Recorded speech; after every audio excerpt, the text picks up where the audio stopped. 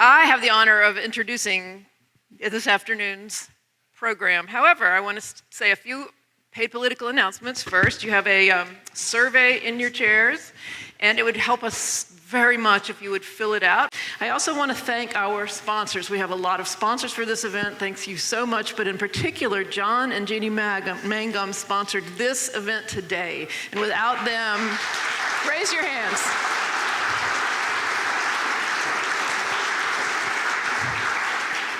Without them, this would not have been possible, so thank you so much. So, I was telling our upcoming guest that I kind of wing it because I've had to introduce him so many times, but it's been such a pleasure to work with Joe M. Turner. He's performed in New York and Atlanta and all over the world, and he has contributed his expertise to our Houdini exhibition. It's been unbelievable working with him. He's fabulous.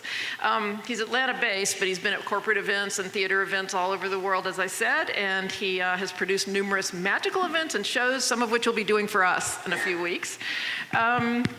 In addition to his own speaking engagements and performances, because he uses magic as an entree into lots of corporate events, and he did a bar mitzvah last night.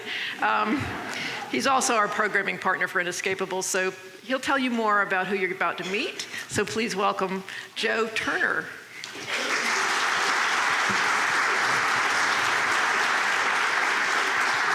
Good afternoon, everyone. On behalf of the Atlanta Magic community, it's my pleasure to welcome all of you here. You've already heard about the amazing magical programming that is happening as part of the Inescapable exhibition throughout the summer. So please make plans to come back on Sunday afternoons from now through August, and you'll find amazing lectures and performances and opportunities to really find out what makes magic happen here in the city of Atlanta. It has been a real honor to work with the Breman Museum on their programming. It is my pleasure now to introduce you to a man I've known for about 20 years, a fantastic magician, author, entrepreneur. I could go on and on, but I'll just narrow it down to a few short things. First of all, he has got a show running in New York called 6 Impossible Things. I'd encourage you to go see it, but good luck getting a ticket because it's sold out. This man has fooled Penn and Teller. He's one of that elite club. And you might have even seen him on The Tonight Show recently. Please welcome my friend Joshua J. Thanks, Joe. Thank you so much. Hello. Welcome. We're going to start this unusual afternoon with a card trick. And it's not going to be the most involved card trick you've ever seen. In fact, this will be a card trick that for the many magicians who are here from the local magic scene, they probably know it or do some version of it. But what I can promise you is that by the end of this talk, you're going to see this card trick in a very different way. So it starts very simple, like this. Sir in the front row on the corner, say stop anytime. Right there, a little more, a little less, you happy? Remember this card.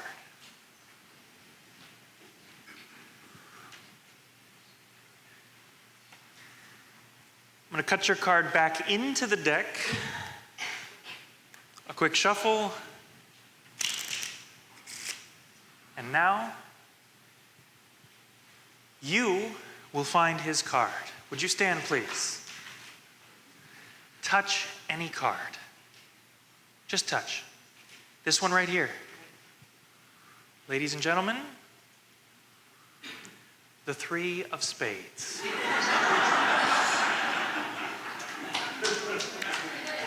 Notice I didn't say that was his card, I just said that's the 3 of spades.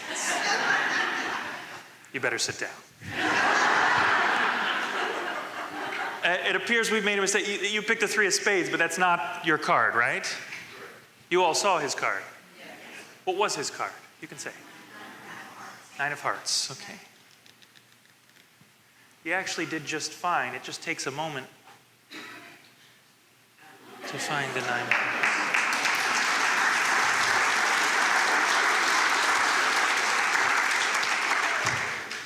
This is a trick called wrong card, right card. It's a simple magic trick. It's kind of like a standard that magicians riff on and do different things. I've got a few different versions. This is the simplest one. This trick was shown to Werner Reich at Auschwitz. His bunkmate did this trick for him and then taught him this trick, which instilled in him a love of magic that he has to this day. So right now, without further ado, we're going to get into this love of magic, this unusual place that he found magic, and the incredible life of Werner Reich.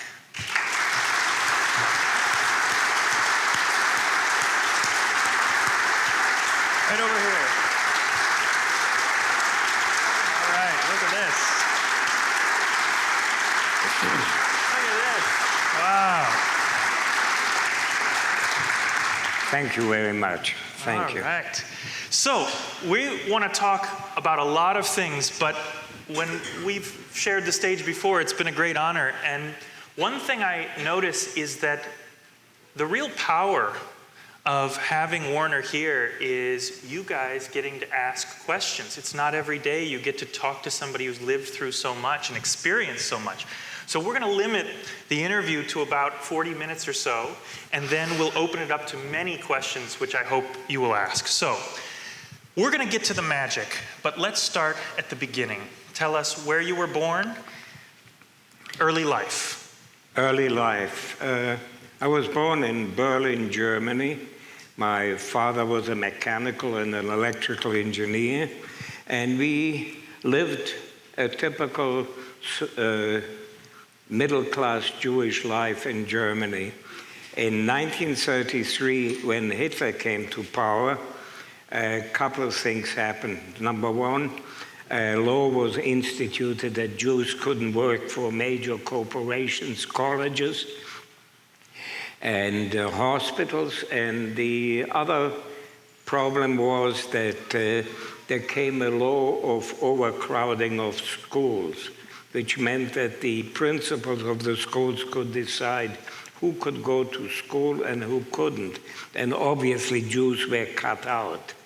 And so in 1933, my father didn't have a job anymore, and my sister and I, we couldn't go to school. So we left Germany and we went to Yugoslavia. The reason why we went to Yugoslavia was my father was an officer during World War I in the Austro-Hungarian army, and he had spent some time in Yugoslavia, so he thought it would be a great place to go to. And at that time, 1933, everybody thought, in 2 years Hitler will be over and we'll return back home. Obviously, everybody was wrong. And we had to sell our house for next to nothing. And when we left the country, about 25% of all of our financial means were confiscated by the government as I think, emigration tax or something like that. In any case, we came to Yugoslavia, and my father couldn't find a job because Yugoslavia was strictly agricultural. At that time, just to give you an idea, the country was something like 75% illiterate. They were having huge natural resources, but they were all exported to Germany or to some other countries where they were refabricated and then imported to Yugoslavia. Werner, did your parents tell you why you were leaving Germany? Did you sense what the problems were, or were you, because you were born in 27? Yes. And this is 33, so you were young. I was 6 years old. No, my parents didn't communicate, didn't tell me why we left Germany. My parents were typical Victorians, and they believed in the theory that children are to be seen and not heard. I didn't know, for instance, what a concentration camp was until I found myself in one. So I didn't know that my parents had financial problems in Yugoslavia. I didn't know why we left Germany. My father suffered from a kidney disease. I wasn't even advised of that. I only found out many years later from my sister, maybe 30, 40 years later, why the causes of my father's death. Okay, so now you find yourself in Yugoslavia, Yeah. and things take a turn for the worse. No, things were very nice for me. Okay. I was a kid. I was very happy. I went to schools. I learned Croat, and I learned Serbian writing, and I was happy. I didn't know the problems that my parents had. And then in 1940, I never experienced any anti-Semitism whatsoever. And in 1940, my father died. And then a few months later, Germany invaded Yugoslavia. And that's when everything changed.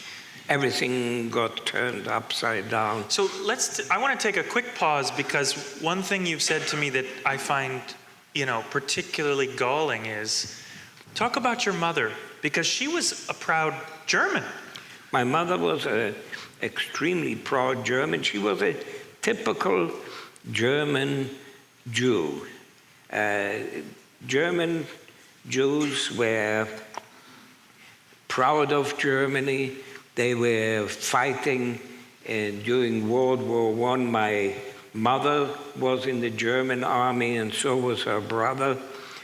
Just to give you an idea how proud the German Jews were, in 1914 there were roughly 0.75% of Germany was Jewish, 0.75%. Yet the German military had 3% of Jews. So in other words, 4 times the anticipated number of Jews signed up for the military. My mother fought on the Eastern Front. She was a nurse on the Eastern Front, and she saved the lives of a whole bunch of German soldiers.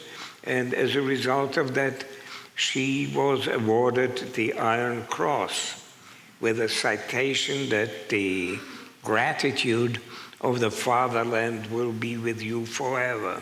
And she believed it. She actually believed it. And in addition to this, her father fought in the war in the United States and in the Civil War, and he obtained American citizenship. So my mother was a German. She was a Iron Cross winner, and she was also an American citizen. So she felt 100% safe. Nothing will ever happen to her. So then what happened when Germany, when Hitler came to power?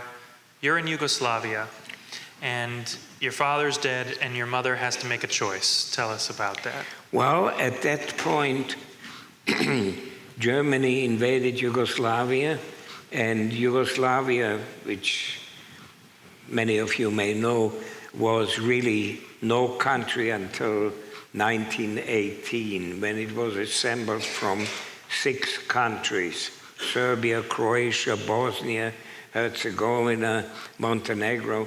And these countries were put together into one country called Yugoslavia. And in 1941, when Germany invaded Yugoslavia, the country fell apart. Now, and not only that the country fell apart, but various countries were fighting each other. The Serbs were fighting the Bosnians and the Croats. The Croats were fighting the Serbs. And so there was a constant internal warfare going on. the Serbs were fighting the Germans, but the Croats were very much pro-German, and they instituted a man called Dr. Ante Pavelic to be the head of the government in Croatia, and he was a Nazi of the worst kind. He immediately opened a concentration camp, and sorry, I don't want to use the word concentration camp, extermination camp. Jasenovac, there were 6 extermination camps that Germany had, and they were all in Poland, and the 7th was Jasenovac. And in Jasenovac, about 200,000 people were murdered. Of them, roughly 20,000 were Jews. So your mother decided to do something with you and your sister. My mother felt safe. She knew that being an American and being an Iron Cross bearer, she was safe. But the children were not. So I had a 4-year-old sister, who was 4 years older than me. And she placed my sister with one couple, and she placed me with another couple who worked for the resistance movement, which was sort of a rather stupid idea, placing me with somebody who is being eagerly searched for by the German secret police. Anyway, it's like hiding the cheese in a mousetrap. And what was life like living with this partisan family? Life was extremely lonely, because, first of all, they were adults. I was 13 at that time, and at that time, as I pointed out, children and adults did not really mix. That was the time when many children called their father sir and their mother madam, and I had absolutely no relationship with that couple. I cooked, I cleaned, and most of the time I spent in the bathroom developing films and making enlargements for the resistance movement. I had no contact with any of my friends. Whenever I called them up on the phone, there was somebody else on the phone whose voice I didn't recognize. By this time, most of them were already dead. So what happens? What's the next chapter? The next chapter was that I lived there for 2 years, and one morning there was a knock at the door, and 4 or 5 Gestapo agents came in. Gestapo is the Geheime Staatspolizei, which is German secret police. And they walked in and they took everything out of the closets and threw it on the floor. There was a guy standing there. I was lying, sleeping on a couch in the living room, and he was standing with a gun over me. It's the first time in my life I've ever seen a gun, particularly pointed at me. And then at one point I wanted to go to the bathroom, and he ordered me to keep the door open, and he stood there with a gun.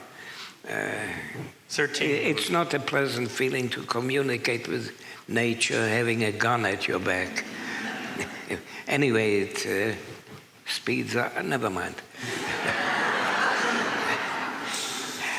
So you were taken away, and you were taken to Graz, right? They arrested me and they took me down to their headquarters, and then I was taken to a room, and there was a small, stocky Gestapo agent there, and he kept asking me questions, and I was playing a big hero. First of all, I didn't know anything anyway, where these people got the films from, but in any case, I felt And I felt this throughout the first maybe 6 months of my imprisonment. I was innocent. I didn't commit any crime, so nobody can do anything to me. And the guy questioned me, and it made no difference what answer I gave him. He always hit me. And I was bleeding and crying all over his carpet, and that went on for a few hours. You were 13. I was 13. Beating up a 13-year-old. It's crazy. Yeah, well, I mean, his mother must have been very proud of him anyway. So. And I like this detail. They stuck you in a holding cell with several other people, right? No. Oh, that's later. That came later. No. Oh, okay. And then I was locked up in a basement in a cell that must have been a coal cellar before. There was nothing in it, which was concrete floor, and there was a bucket there to be used as a toilet. And I was there for 3 days, and I lived on liverwurst sandwiches for 3 days. And they obviously lacked imagination as far as food is concerned. And after 3 days, I was shipped to a border town between Croatia and Slovenia. And there I was locked up in a little wooden shed, which must have been a drunk tank or so, which was filled with fleas, millions of them. It was springtime. I had short-sleeved shirt and short pants, and these fleas, they just attacked me, and it was unadulterated hell. After 3 days, I was shipped. A Gestapo agent came, and we went by train from Slovenia to Graz, Austria. And we arrived at the railroad station, and there was a big police truck, and with the bars on the window, and they took me to a jail in Graz, and to the main police station. And there I was locked up in a little cell with 3 other kids. They were not Jewish. 2 of them had been arrested for burglary, and the 3rd kid had murdered his mother. And I was the 4th criminal there.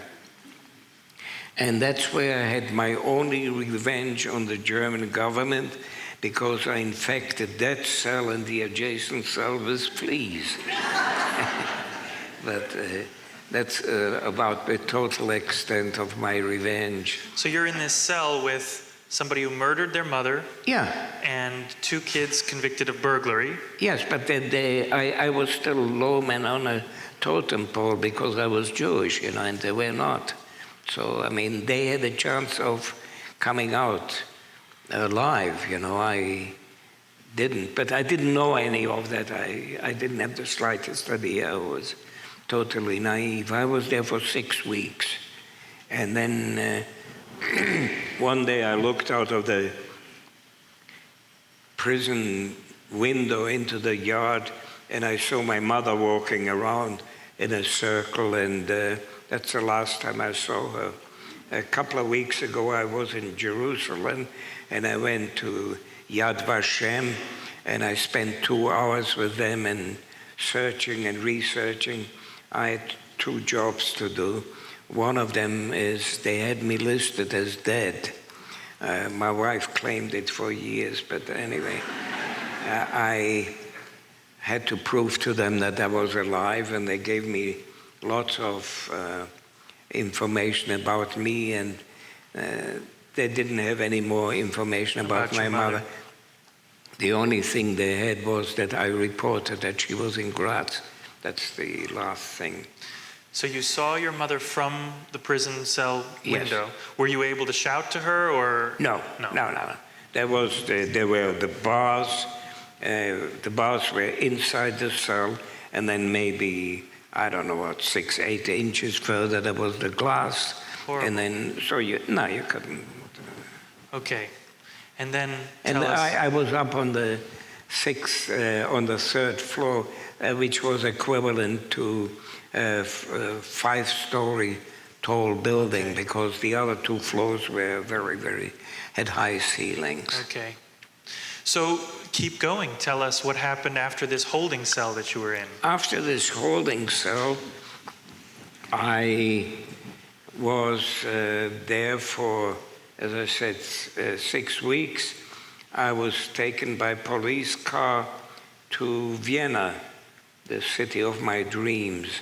And I was locked up during the night in a beautiful synagogue that had been destroyed during the night of the broken glass.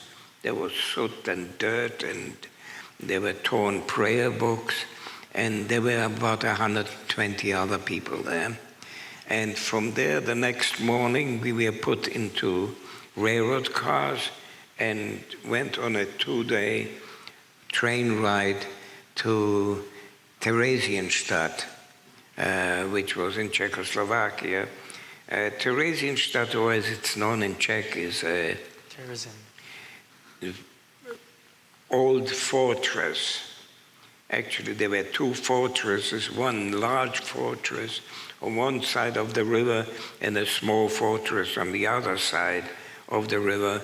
And on the other side, there was a prison. And for those of you who are history aficionados, that's where Gavrilo Princip, the man who murdered Prince Ferdinand II, who started World War I, was locked up, and where he also died.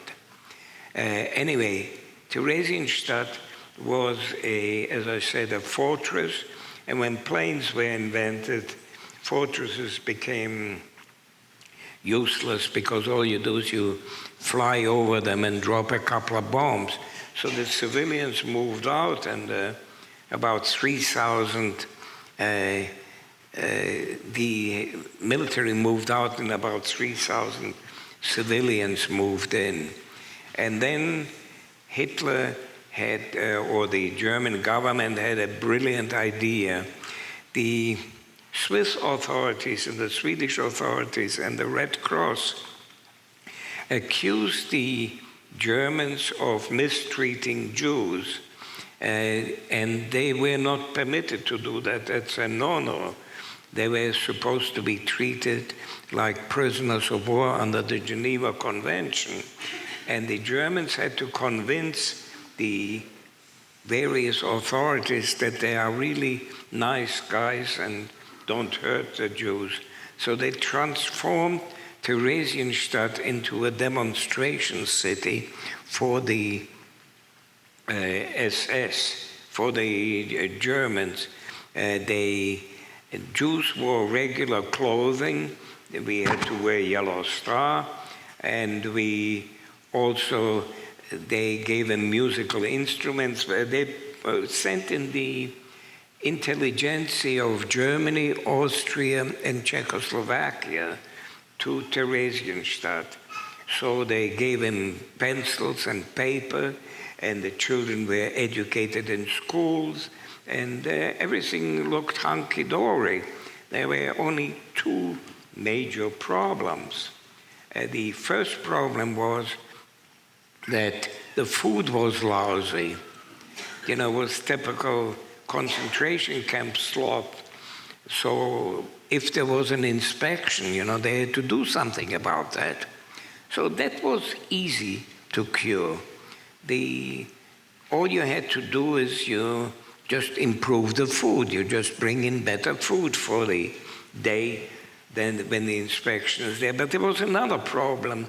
You had before 3,000 people lived there, and suddenly there were around about 60,000. And that means 20 times more people than before. So what do you do with these people? Well, the solution was very easy. All you do is you pack them into railroad cars, and you ship them to Auschwitz, to the gas chambers, and you kill them. And that's what they did. And as a result of that, in Theresienstadt, 141,000 people had been shipped to Theresienstadt, and 17,000 survived. That's it. So one thing that I'm just so curious about when I hear you tell this story is I can't get over that you went through all of this alone. I mean, so many Holocaust stories that I hear and that I read about, at least for part of the journey they go through with some family, but you were alone this whole time. Can you talk a little bit about whether you were lonely, or did you make friends, or did you kind of go in with another family, or how did that work? I made friends, and I was sort of convinced that all of this is going to stop very soon. First of all, I didn't know anything about the death camps or anything that happened after Theresienstadt. And I was totally naive about what was going on. I had no idea what a true concentration camp was. I had no idea that the word death even entered into the formula. So I made friends like a typical teenager. I spoke German, so many of the, obviously I could communicate with the German and the Austrian kids there. I could not communicate with the Czech kids because they spoke Czech. Mm-hmm. But I was, in daytime, I was never lonely. It was at night. At night? At night, yeah. Of course. So what happens next? You're at this show camp. Next, there was obviously another, how do you call it? I worked there, by the way. I laid railroad tracks, I exterminated vermin, I made big baskets for carrying potatoes. I did all different types of work. And then after 10 months, there was obviously another inspection coming, and I was surplus goods, and they took us, about 2,500 of us, and they put us into 25 railroad cars, 100 people per car. They gave us a piece of bread and a couple of cans of sardines, which the Red Cross must have sent. And we were given that and put into railroad cars, cattle cars. And they put in a bucket and closed the doors, windows, and off we went on a 3-day ride. And obviously the buckets overflowed after an hour, and for 3 days we were lying in our feces and in our urine. And then after 3 days the doors opened, and we were faced by a group of SS-men and people in striped uniforms. And every one of them had a walking stick. And they were hitting us over the faces, wherever they could. People were lying and bleeding on the floor. It was a scene out of hell. So we asked, where are we? And they told us, you were in Auschwitz, Birkenau. Never heard of it. And we were then stripped of everything that we had. We were tattooed, got a tattoo on our arms, and then we were given striped uniforms. So I want to just take a pause for some of the younger people watching. Is it easy for you to roll your sleeve back? Yeah. Can you see it? And tell us about this number and how that worked. It says A, what does that say? A1828. And by the way, when I was on my honeymoon in Paris, I bought a lottery ticket with that number, and it lost. What the hell did you expect, winning?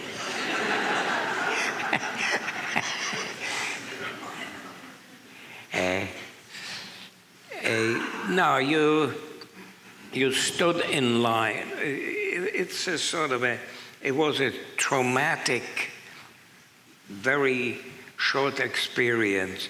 We arrived, we were stripped naked, and we were standing there, and there were guys sitting on chairs, and they had razors, and they shaved your pubic hair, and they smeared it with some extremely burning liquid, I think Lysol or something like that. The Nazis were terrified of lice. They were absolutely maniac about it. And then they cut all our hair off. Then there were two guys sitting there. One had a piece of paper, cards or something. They asked you a couple of questions. The next guy grabbed your arm and took a needle, tattooed it. Next. And the whole thing lasted maybe a minute. Then that was it, finished. So Werner, at this point, you spoke a moment ago about saying, well, we didn't know what was going to happen next. I was an optimist. I was naive. At this point, 3 days in a cattle car, you get off and you see Auschwitz. Are you starting to think differently now? Is this it? No. Still optimistic. Still optimist. It's the only deaths I've encountered were a couple of people who had died in my car when we traveled there. But no, it's still, things will straighten out. It was. I wasn't threatened in any form. I was beaten, but certainly not, except for the guy standing over me while I was sitting on the toilet, in Zagreb, but with a gun. But beyond that, no, I was naive. I believed nothing is going to happen. And then we got into the camp, and there were people who had been sent from Theresienstadt before, and they told us, hey, you'll be here. Did you sign a card that you'll be here for 6 months as a security? And I said, yeah, we signed it. So I said, well, in 6 months you'll leave the camp through the chimney. And he said, what? So I said, you leave the camp through the chimney. I said, well, what does that mean? So you'll see. And that was that. And then we thought it was a stupid joke. And it took me about 2 weeks until it actually sank in. Because the camps were separated by barbed wire, so you could see a mile. There was nothing to stop you. And the crematoria were not too far from us, maybe 1,000 feet or something like that. And we saw people walking in, and we smelled the smell, and we heard people crying, but it didn't add up. But then suddenly we understood what was happening, and we felt like rats in a trap. There was no place where you can go. And it was an absolutely horrible feeling, because you couldn't communicate with the other people who were exactly in the same boat. And in daytime you spoke, but at night when you were lying in the barracks, that's when you were terribly, terribly lonely. And it was... Then we started seeing people committing suicide. They threw themselves against the wire. They were all people in their mid-late 30s, people who lost their families, lost their business. There was no reason for them to exist. Yeah. Talk about the barracks a little more. You talked about you wanted to be high in the barracks instead of low. Yeah. One of the reasons, first of all, the bunks were on 3 levels. And the lowest bunks were taken usually by very, very strong guys or very weak guys. Strong guys liked it because they could sit down and just lie down, and that was it. And the weak guys, they couldn't climb up. So the middle level was at a disadvantage because you had to crawl, and you banged your head against the boards of the upper. But the upper one, if you had the energy and the strength, was nice because, number one, no urine and no feces dribbled on you as they were in the others.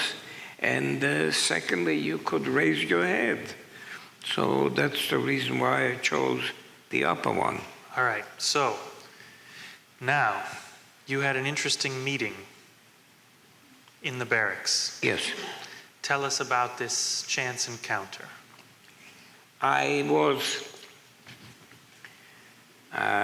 when I got into we were assigned the barracks, and I climbed up on the top barrack. I didn't know all the other things that were happening, but I sort of, I don't know, I just liked the idea of being up on top. So I climbed up on top, and I laid second from the edge. There were 6 people there, 3 lying in one direction and 3 lying in the other direction. There was a guy laying next to the edge, then I was in the middle, and then there was another guy next to me. And the guy next to me, the one next to the edge, he was a man in his, at that time, he was about 34 years old. And he was very friendly, and he introduced himself as Herr Levin. And he was an adult. Obviously, I was a kid. I was 16 at that time. And I was, I was glad that he even spoke to me. And he sort of inquired about me a little bit. All I knew is that he was born in, that he came from Germany, and obviously he had been in Theresienstadt because he came on the same transport as I did. And one day I had been assigned to some work assignment and in the camp, and I came back, and there was Herr Levin sitting there with a deck of cards. And seeing somebody in the camp with a deck of cards is like finding a gorilla in your bathroom. There's absolutely, you can't comprehend where it came from, what it was doing there, or anything of the sort. And then he proceeded to show me a card trick, which was already knocked my socks off, although I didn't have any. And he then immediately explained it to me. He didn't wait for me to ask him, but he immediately explained it to me. And I remembered his words. I remembered every detail. It was the first trick I've ever seen in my life. I've never seen a magician before. I've never seen a card trick. I've seen some very primitive card tricks before, but this one was unbelievable. And from that point on, I practiced that card trick every single day in my head.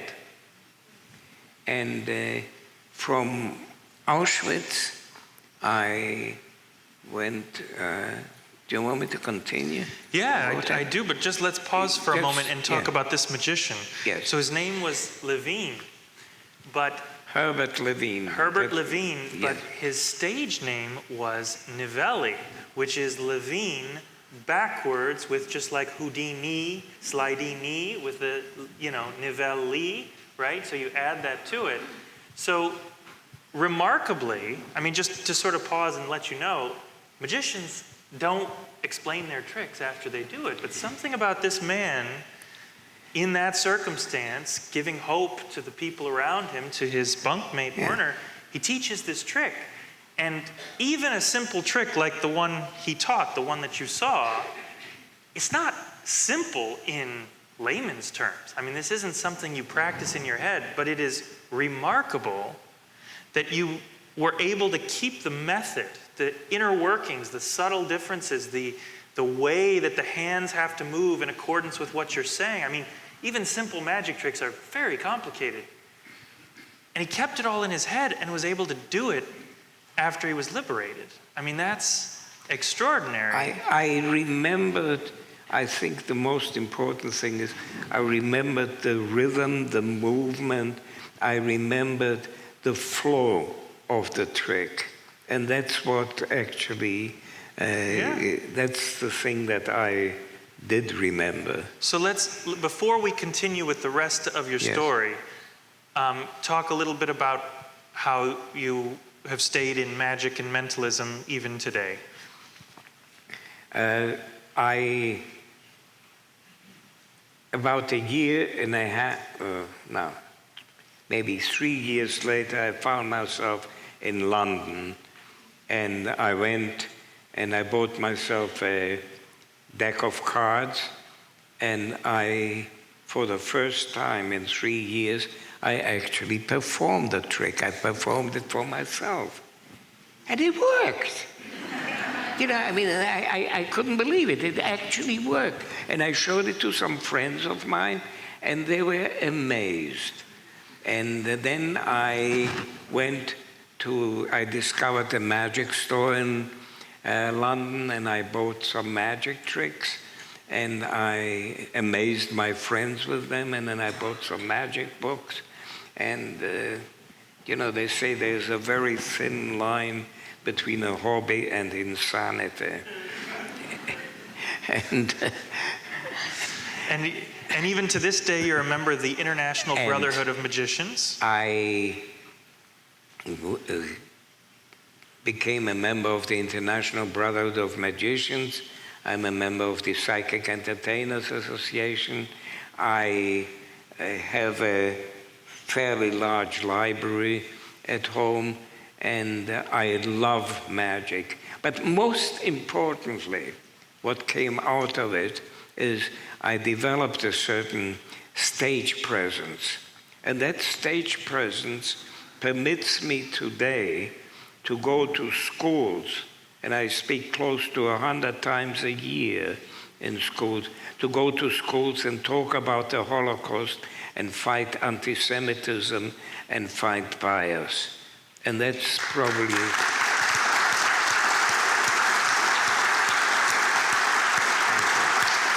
Okay. So we'll come back to magic in a moment. That's of course why we're all here in conjunction with this Houdini exhibition, but we need to go back to the story. So, you're in Auschwitz. How long did you stay there? I stayed in Auschwitz, I came in May. On July 6th, I went through 3 selections by Dr. Mengele, where he sorted out 89 of us out of a lot of 5,000. And the 89 of us, we were sent to another camp, and the other 5,000 over the next 5 days were sent to the gas chambers.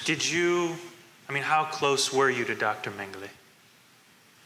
I saw him every day. He was walking through the camp every day. So, I tried to stay away from him. And, And when you say you were sorted, did you have to run in front of him? No, we were running.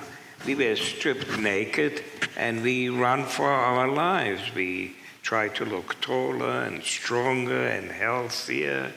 happier, anything that will make you look better than you. We were scarecrows, we were skinny, we lived on 400 calories of food a day. And many of us had diarrhea, and we were just skeletons. And yet we were trying our best to survive. It was a question of life or death. Yeah. And so 89 of you were selected and sent away to where? We were sent to an adjacent camp to the penalty division of the camp, and I was sent from there to Auschwitz I, where all the criminals were, the one which has the big sign which says Arbeit macht frei. And that's where I worked in the stables. I fed the horses, I brushed them, and I also stole some of their food because they were feeding them dried sugar beets, so I could supplement my meager diet with some sugar beets. Whatever you have. Listen, if you're hungry, as long as it doesn't move, you eat it, you know. I mean, it's. So I was there till January 1945, and in January 1945, all the criminals, all the coppers, were put in German uniforms and sent to the Russian front because the Russians were advancing. And 60,000 of us, we went on a 3-day death march. And to Mauthausen? We went from Mauthausen to some Polish village 35 miles away. And it was winter, ice, snow, and the only water we had was snow and ice, and we had no food. And of the 60,000, 15,000 died during that march. And the rest of us, we were loaded into open railroad cars, and we traveled for 4 days, and we ended up in Mauthausen. And maybe over half the people died on that trip. And when we came to Mauthausen, which was a concentration camp from hell, we were showered and we collapsed because all of us were frostbitten, and my feet started to rot. And there was a Serbian doctor, he cut off my toes on one foot and part of the toes on the other foot. And that's how he saved my life. Then things got really bad because we were squeezed between Russian forces and American forces, and there was no food there. But when they cut off your toes, there were no bandages, right? No, there was just paper. He just had paper. And did you ask for this? Did you go to somebody and say, hey, my feet are starting to turn color? No, when I arrived, I collapsed. I was swearing very loudly in Croat. And in that camp, there were lots of Serbian prisoners of war. And obviously they spoke Croat, so they understood and they knew he is one of our boys. And he took pity on you and he helped you. And but then you can't walk when they cut part of your toes off for a few days, right? Pardon? You couldn't walk. No. By this time, what happened was all the SS were taken into the military, and the camps were closed. Very, very little food entered. Mauthausen was a fortress. Again, was built like a fortress. So they starved us to death. There were thousands upon thousands of dead bodies. We ended up getting a tablespoon of moldy bread a day. I slept next to a dead man for 3 days just to get his ration. So I was about this close to dying. How much did you weigh? I was 17 at that time, and I weighed 64 pounds when I was liberated. So talk about the liberation now. Well, then we were liberated, and a small group of soldiers came, I don't know, maybe 30, 50, and they didn't know that there was a concentration camp. They didn't have the slightest idea. And now they found themselves with thousands upon thousands of starving people, tens of thousands of dead bodies, people who were diseased, who were about to flee from the camp and distribute diseases throughout the countryside. And they had to continue fighting because the war was still going on. We were liberated on the 5th of May, and the 7th of May, the war was over. But they were still commanded to move on. So the only food they had were military rations. The little boxes, K rations, had a little can of chopped egg and ham and 3 Chesterfields and a small can opener in it. And that was the stuff that they gave us. They were roughly 2,700 calories in 3 packages. And they gave us the stuff to eat. I ate a can of chewing tobacco. I didn't know what I was eating. No, I couldn't speak English, and as a result of that, maybe 20,000 people died. What do you mean? As a result of? Of eating that food, because we got terrible diarrhea, and they had no medications or anything to help. So it was a shock to the system. Well, it's like me giving you a bottle of olive oil. Yeah. We had nothing in us. So round it out and tell us how you ended up in London and then America. Well, I went to England. I went to Yugoslavia, and I found no parents. I found no friends. And there was severe communism under Marshal Tito.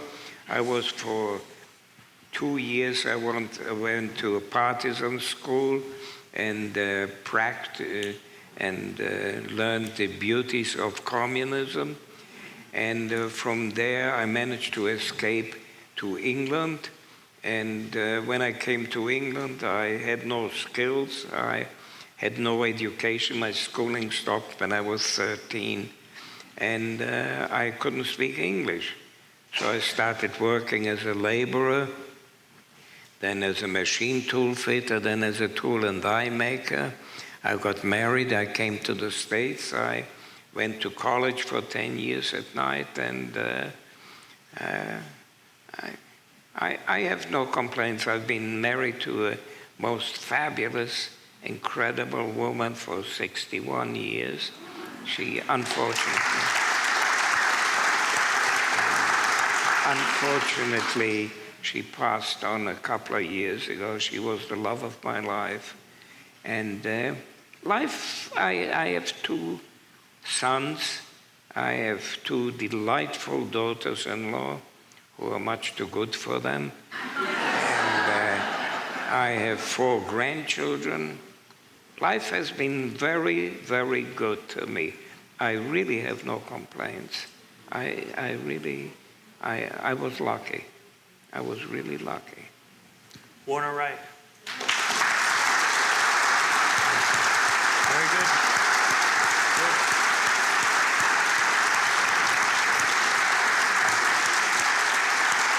Okay.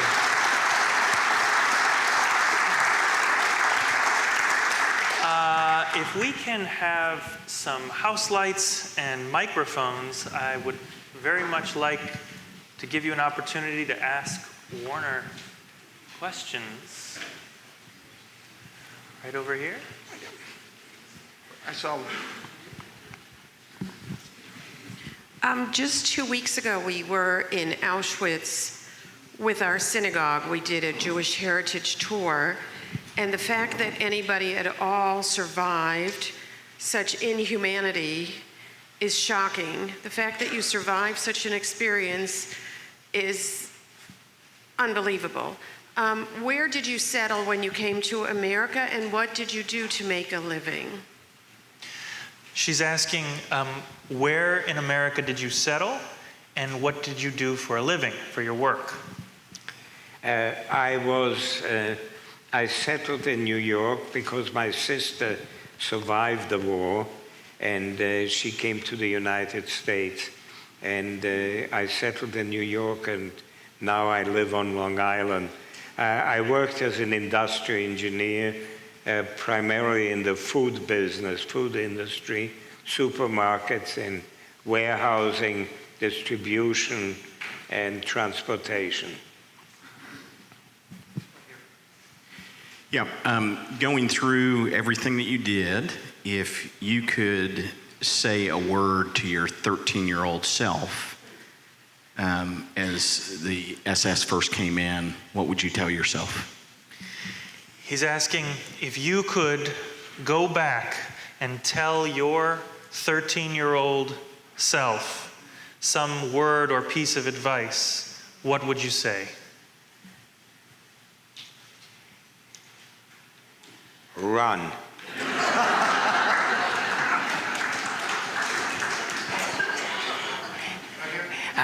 I really, you know what, the problem, it's extremely difficult for me. You know, it's, you can give sound advice like hide, but hide where? Who's going to hide you? If I went with the partisans, and many of my friends did, most of them died during the war. They were, instead of in a concentration camp, they died in the forests of Bosnia. So I really, I can't think of anything, you know, even if there was no chance of escaping to other countries. It's probably, if I think for a long time, maybe I'd figure out something, but it's not as easy. Like, for instance, people ask me very often, have you tried to escape from the concentration camp? You know, it sounds great, you know, you see these fabulous movies, you see these ultra-stupid German soldiers, you know, who eat sauerkraut and have funny names. But in reality, to escape from a camp is extremely difficult. Let me just, to give you, first of all, you need proper clothing. We had only striped clothing. We had a tattoo. We had no hair. We couldn't speak the language. We had no maps. We had no money. We had no identification card. I mean, it all sounds very easy and very light. 1,300,000 people have been shipped to Auschwitz. Exactly 2 managed to successfully escape. 2. And they were both Slovak soldiers, resistance movement soldiers, and who were fully trained. So let's take a couple more questions and then. Yes. Yeah. Okay. First, I want to thank you very much for this very moving presentation you did, and very difficult things and everything that you've gone through, and how you've been able to be here and share this with us. I just had one question. How did you maintain your sense of humor? How did you maintain your sense of humor? Humor was an exceedingly important aspect of our lives in Auschwitz and in the concentration camp. The only other conversation that people had, first of all, we had no news what was happening from the outside of the camp, and occasionally people came from other camps and there were some rumors. The main subject of conversation in all the camps was food. And we were starving. We were actually starving. And to talk about food while you're starving makes you only more hungry. And so we had joke sessions, and just about every night we had joke sessions where somebody would tell a joke in Yiddish, and then somebody else would translate it into German, somebody into Polish, somebody into Russian, then somebody would tell a joke in Romanian, and then somebody would translate it into Yiddish, and so on. And so we had joke sessions every day. We had joke sessions in Mauthausen, lying amongst corpses. And it was one thing that kept us going. While we were in Auschwitz, we had a standard saying, "I'm happy that I'm in Auschwitz. If I wouldn't be happy, I'd still be in Auschwitz. Might as well be happy." And I tell you the truth, it's something that I remembered and something that I very much based my life on. If something goes sour, that's it, finished. Accept it and get on from there. It doesn't make any difference if you start beating your head against the wall, if you start crying and hollering and so on. You're just wasting time. You just make yourself more miserable than you were before. Instead, leave it, sweep it up and get on with it. And that's how I maintain my sense of humor, and pretty well many of the other people who were in the camps. Go ahead. First of all, thank you for sharing your amazing story with us and for being here today. My parents were also Holocaust survivors, and my mother may have actually been in Auschwitz the same time that you were there. And you may have just also answered my question in that, to follow up on all of the things that you said, how do you think you survived when so many did not? She points out that her parents were Holocaust survivors, and her mother was at Auschwitz at the same time you were. And then she asked, why do you think you survived when so many others did not? I can give you a long story about my good looks, my sunny disposition, and my God knows what else. Just luck. We are talking about strictly luck, nothing else. And don't let anybody else tell you anything else, because there were thousands of diseases. There were so many opportunities. I could have frozen to death in that open railroad car from Auschwitz to Mauthausen. I could have died from poisoning when my feet were operated. I mean, I could have, what's his name? Somebody could have told a good joke to Mengele while I was running by, and he wouldn't have looked at me. No, it's strictly 100% luck, nothing else, just luck. While we're getting the microphone to the next person, I want to fill in a couple of the gaps because we won't have to spend time on some of the other questions that in the story. One thing is, and you correct me if I'm wrong on any of this, your sister did survive. You were reunited with her later in the United States. Nivelli, Mr. Levine, the magician, this is the part that as magicians, it's just poetic injustice.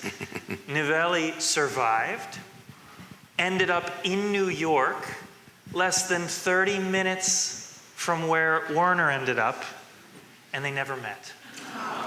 He found out about Nivelli by reading his obituary in the New York Times. So also, Werner, as he mentioned a little bit, he gives, 100 talks per year? Yes.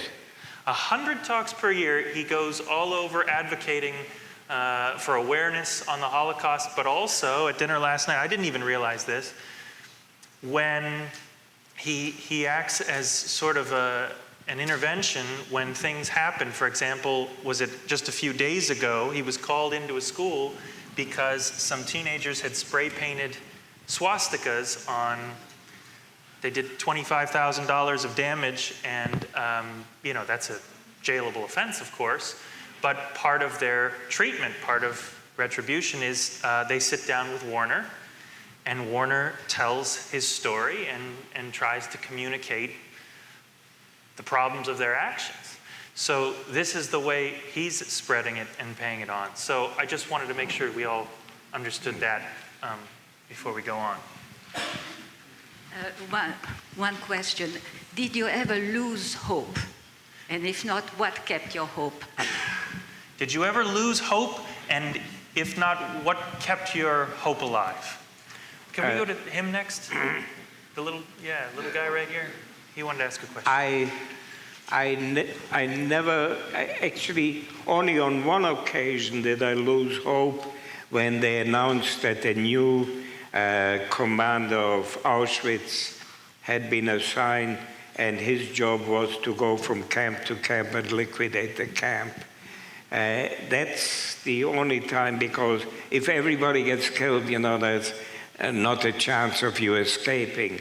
But on all other occasions, I was optimistic that nothing is going to happen to me. I was a teenager, and I didn't have responsibilities. It was just a question of life or death, and I knew I'm going to make it. And as you can see, I was right.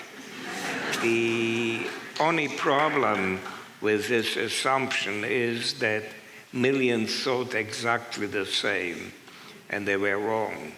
And that's where the tragedy of the Holocaust lies.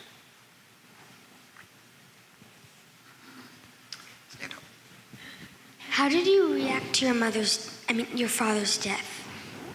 How did you react to your father's death?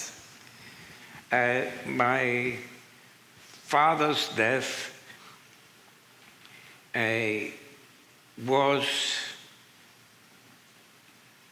I didn't grasp it fully. The only time I really grasped it and was when a couple of days after his death, we went to the cemetery and they lowered the coffin, and I had to shovel earth on the coffin, and I still to this day hear the sound of the earth hitting that coffin, and I can't get it out of my head. And at that point, I realized this was it. This was the end of my relationship to my father, and that there's no chance, no hope of him coming back. One here.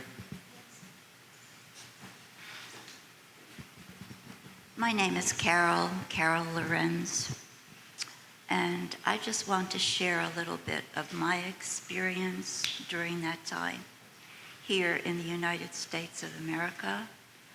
My grandparents came here from Poland, names Olszewski and Kraswicka, and I remember I was born in 1936, and so I lived my childhood here in the United States of America while the war was going on. I want to tell you, sir, we did not know. You are correct. We did not know about the concentration camps. I remember my mother taking coats that we owned here in the United States of America and taking the lining out of those coats and putting in things like aspirin and Band-Aids and things of that nature, hoping that they would get to our relatives in Poland. But I want you to know that I'm sure they never, ever did arrive. I'm a Christian. I'm a Catholic. I understand that the Catholic Church, and I'm sorry because I don't practice any longer because of what has recently happened in the church, but I'd like you to know that I think during the war, the Catholic Church tried very hard. and I think successfully at times, to rescue Jewish children. And my granddaughter recently, Blair, married a Jewish young man. And so now I have a Jewish granddaughter by the name of Gwen Ellison. Thank you so much, sir, for being here. Just telling her story. How concerned are you about the surge of anti-Semitism, both here and in Europe? How concerned are you about the surge of anti-Semitism here and in Europe? I am really not concerned about the surge. The anti-Semitism has been here all the time. It's just now coming to the surface. And that's it. Frankly speaking, I know I sound terrible, but I'm glad that I know where it is and that it exists. It gives me an opportunity to force people to educate and teach more. Because if we live in a world of fantasy and we think it doesn't exist, then we are going to have another Holocaust. And we can... Okay.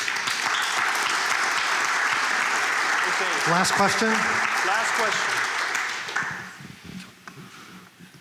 I'd like to ask about the intervention that you are doing from time to time with schools. What do you feel is the result that you are getting? Are you getting through to these teenagers, or are there some of them that still say, oh, you don't know anything? She's asking, what is the result of when you do interventions? Are you getting through to the students, or do you think that they just hear your words and then they go out the other side? Unfortunately, the students realize fully after I talk to them what is going on. I say unfortunately because the schools have never told them that it is illegal to paint swastikas. They gave them absolutely no advice about anti-bias rules and laws and things like that. And that's one thing which I'm trying to institute in New York State.